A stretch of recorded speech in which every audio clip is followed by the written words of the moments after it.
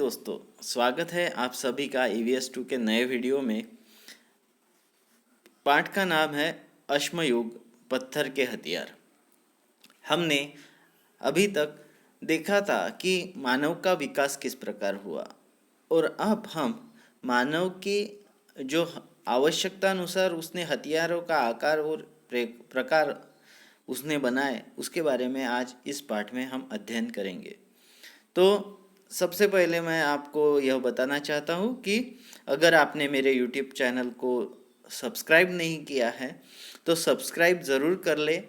लाल button दबाइए subscribe नाम की, और उसके बाद जब बेल आइकन आएगी उसको भी क्लिक कीजिए और ऑल यह जो बेल आइकन है वो दबाइए। तो शुरू करते हैं EVS 2 का नया वीडियो अश्मयुग पत्थर के हथियार। तो आवश्यकता अनुसार हथियारों के आकार एवं प्रकार। तो आवश्यकता अनुसार मानव को जिस प्रकार के हथियार और उनके प्रकार लगे उस प्रकार के हथियार मानव ने तैयार किए। मान लो कोई हमें चमचमाती वस्तु जमीन पर गड़ी हुई देखे तो हम उसे बाहर निकालने के लिए क्या करेंगे? खुदाई करेंगे। एकदम बराबर है। हम उंगली से निकालने का प्रयास करेंगे, उंगली से नहीं निकल पाया तो उससे सख्त चीज़ लेंगे, टहनी लेंगे, उससे भी नहीं निकला तो पत्थर से कुरे देंगे या नुकीला पत्थर लेंगे। तो यही नुकीले पत्थर का काम होता है कि जो कुरेदने का।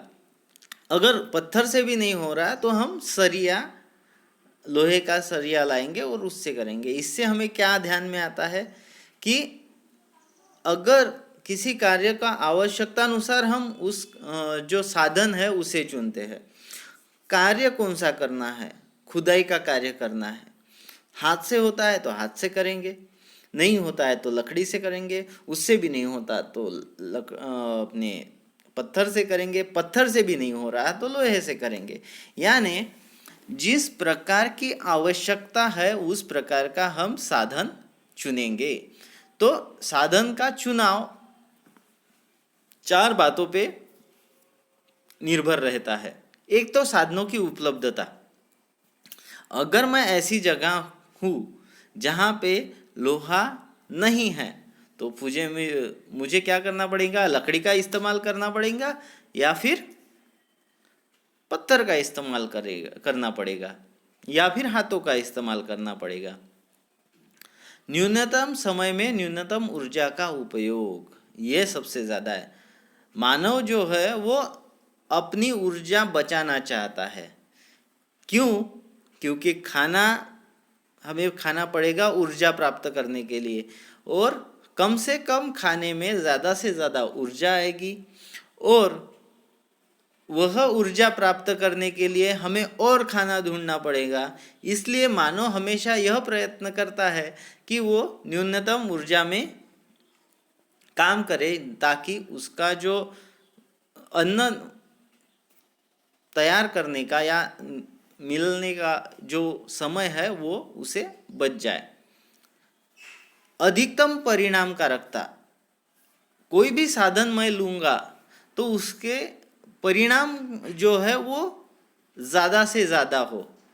यानी अगर मैं दिन भर उंगली से ही कुरेदता रहूँगा तो ये तो आपको पता है, आप क्या करते हैं? कोई भी कार्य करने को जल्दी करते हैं। तो जल्दी से कार्य करने के लिए उसकी परिणामकारकता अच्छी होनी चाहिए, जो भी साधन आप चुने उसकी। और साधन का उपयोग करने का अभ्यास द्वारा प्राप्त कौशल, तो हमें वो कौशल भी आना चाहिए।